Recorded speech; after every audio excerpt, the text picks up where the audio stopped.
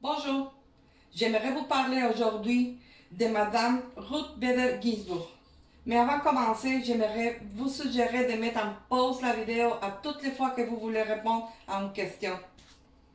Pour nous mettre en contexte, j'aimerais vous parler un peu de ce qui se passe avant la naissance de Ruth. On peut voir qu'en 1910-1920, nous avons déjà au Canada notre première femme juge. Autant qu'en France, on est vraiment influencé pour Madame Coco Chanel. Les dames se promènent dans la rue avec des robes plus courtes qu'avant. Pour 1930-1940, en Philippines, il y a des femmes qui ont déjà obtenu le droit de vote, pendant qu'en Allemagne, il y a des femmes qui ne peuvent pas occuper certains postes publics. Il y a une disparité, hein? En 1933, c'est Joan Ruth Bader qui vient au monde à Brooklyn, New York. Pendant son enfance, en 1941-1950, il y a encore des changements dans le monde, des travail pour l'égalité entre les hommes et les femmes. On peut voir aussi qu'en France, nous avons à Madame Simone Beauvoir. C'est une dame qui a une nouvelle philosophie, qui est beaucoup au féminisme, et c'est une inspiration pour Ruth, même que d'autres dames comme sa mère. Ruth nous raconte: ma mère m'a dit d'être une dame, et pour elle, cela signifie d'être vous-même, d'être indépendant. Des dames comme ça ont vraiment une grande influence sur Ruth pour la lutte qu'elle a toujours contre l'inégalité. Malheureusement, sa mère est décédée de cancer. En 1950, Ruth est inscrite à l'université de Cornell. C'est là qu'elle rencontre Martin Davis Ginsburg, qui sera son mari bientôt. En 1954, elle obtient son diplôme et tout de suite après, elle s'est mariée avec Martin. Et quelques mois après, vient au monde son premier enfant. Qu'est-ce qui se passe dans le monde? Encore la lutte. On peut voir qu'à Sri Lanka, nous avons la première dame qui est au pouvoir. C'est le dirigeant d'une nation à notre époque contemporaine. Mais la disparité est toujours là. Je pense que tout le monde connaît l'histoire de Madame Rosa Parks. Une femme qui était criminalisée pour être femme, pour être noire, et pour avoir refusé de donner sa place à un homme dans l'autobus. C'est là que Martin et Ruth décident de devenir avocats. Est-ce que vous savez c'est quoi ce bâtiment? Vous le reconnaissez? Bien sûr, c'est l'université de Harvard. En 1956, Ruth est acceptée, même que Martin. Combien d'élèves pensez-vous qu'il y avait à l'époque? Ça, c'est une vraie photo. Il y avait 55 hommes, plus 9 femmes inscrites à l'époque. On peut voir là, Ruth est là, parmi toutes les leçons. 1957 déjà, et le directeur de l'école, il n'est pas content. Il demande à les 9 femmes qui sont inscrites à cette école de justifier sa présence comme elle pouvait prendre la place d'un homme qui compte. Ça, c'est insultant, vraiment. Malheureusement, Martin est diagnostiqué avec un cancer des testicules. C'est la deuxième fois que Ruth doit faire face à cette maladie. Elle a travaillé beaucoup. Elle a fait son devoir, gardé son enfant, administré la maison, fait son propre devoir. Et finalement, grâce à elle, en 1958, Martin obtient son diplôme et un bon emploi, mais à New York. Pour cette raison, Ruth se fait transférer à l'école de Columbia. Cette université l'a bien accueillie. Elle a aussi une bonne performance de la même façon qu'elle a fait à Harvard. Et en 1959, elle obtient son diplôme. Nous sommes déjà en 1960 et elle n'a pas un emploi. Pour le simple fait d'être une femme, c'est ça la vérité. Quelques temps après, elle obtient un travail avec un juge. Mais elle a décidé de devenir professeure. En 1963, elle commence à l'université de Reuters et après elle change à l'université de Columbia. L'intention de Ruth, c'est de changer la façon de penser des nouveaux avocats et les nouveaux avocats. C'était pas facile, mais elle devient la première femme titulaire à cette époque.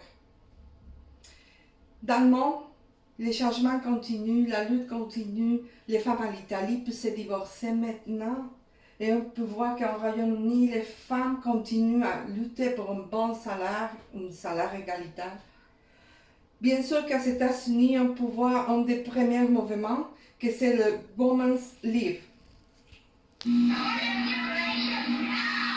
Et c'est pas le seul, il y avait beaucoup. 1970, époque disco, Ruth a créé une revue juste pour informer et conseiller les femmes à propos de ces droits. 1971, 1980, on peut voir que la polygamie est encore là, que nous avons la Margaret Thatcher comme une première femme. C'était la première femme au Royaume-Uni de devenir la première ministre. Et cette époque, c'était important parce que le 8 mars était institutionnalisé comme la Journée internationale des droits des femmes. 1973, c'est la première opportunité de Ruth de se présenter devant la Cour suprême pour défendre un cas vraiment de discrimination juste pour le sexe. Frontiero, c'est une femme qui travaille à l'armée et n'a pas les mêmes droits que ses collègues. Et Ruth a réussi à convaincre à tous les juges grâce à une phrase qui ne l'appartient pas, qu'elle a pris de Sarah Moore, que c'est une abolitionniste féministe. Mais je l'aime beaucoup. Elle dit, je ne demande aucun faveur pour mon sexe. Tout ce que je demande à nos frères, c'est qu'ils enlèvent les pieds de nos coups. Alors, on ne parle pas d'aucun privilège, juste l'égalité, les droits de tout le monde. Elle a gagné, elle a réussi, et elle a fait une deuxième fois en 1975 à la défense de nom que le gouvernement a refusé de donner toutes les prestations qu'il donne normalement aux femmes. Mais monsieur était toute seule, pratiquement prête à travailler, à s'occuper de son enfant, parce que sa femme est décédée à l'accouchement. Mais encore une fois, Ruth a réussi, on gagnait. Et c'était comme ça 6 fois. Ce sont des cas vraiment importants, pas au niveau national, vraiment au niveau international, parce que c'est une précédente. On parle déjà de l'égalité des genres. On parle qu'il n'y a aucune différence d'être un homme, une femme, et que la discrimination se fait encore avec le sexe. C'est pas juste par la couleur, comme d'habitude. Jimmy Carter, le président à l'époque des États-Unis, a nommé Ruth en 1980 comme juge à la Cour d'appel aux États-Unis au circuit du district de Columbia. Bien sûr qu'au monde, la lutte continue. Pendant qu'il y a des femmes qui défendent son droit à l'avortement, il y a d'autres qui le refusent, qui disent que ce n'est pas inacceptable, que c'est inacceptable. Même l'Église a un mot à dire à propos de tout ça. Nous sommes déjà à la fin du siècle et on ne se met pas d'accord. 1993 et le président Bill Clinton nomme Ruth un juge de la Supreme Cour des États-Unis. C'est ainsi qu'elle devient la deuxième femme dans un poste comme ça.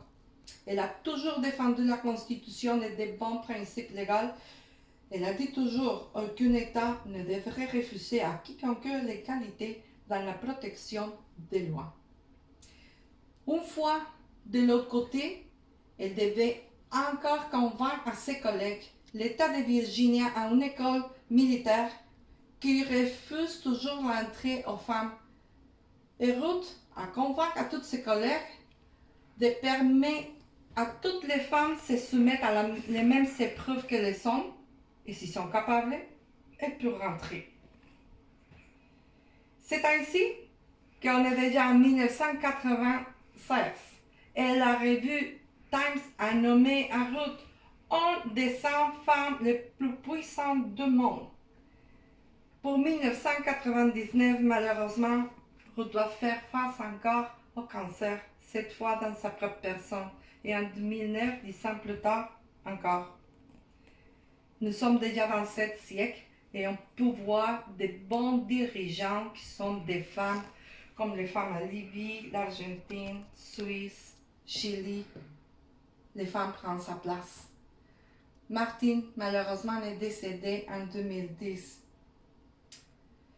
Et si vous vous demandez encore pourquoi est si célèbre Ruth, et voilà, c'est grâce au vote dissident. Qu'est-ce que ça veut dire? qu'à à la Cour suprême, la plupart du temps, on gagne les cas de façon unanime. Mais cette fois n'est pas comme ça. Tout a débuté avec George Bush et Al Gore. Elle n'était pas d'accord et elle a fait de façon formelle les choses, par écrit comme il faut. Elle a donné son vote dissident. Ça veut dire, vous avez gagné, mais je ne suis pas d'accord.